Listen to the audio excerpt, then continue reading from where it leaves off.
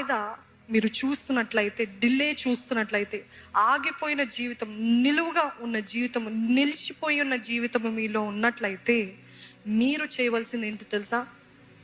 మొట్టమొదటిగా ఎక్కడికి వెళ్ళాలంటే దేవుని సన్నిధికి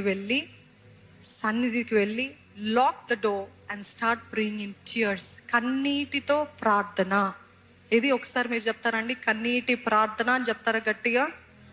కన్నీటి ప్రార్థన కేవలము స్త్రీలకు కాదు, అందరికీ తగినది.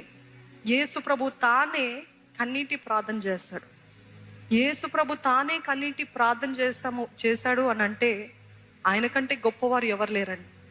If you are really desperate, నేను ఒకటి చెప్తానండి, మీ ఆసక్తిని బట్టి దేవుడు జరిగించడా?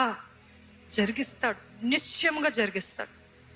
ఐ నో నా జీవితంలో నేను స్టాగ్నేషన్ అనుభవిస్తున్నాను అన్నట్లయితే నేను మొట్టమొదటిగా పరిగెత్తుతానండి. నా భారం అంతా కూడా దేవుని సన్నిధిలో కుమ్మరించుకోవాలి. ఆ కుమ్మరించుకు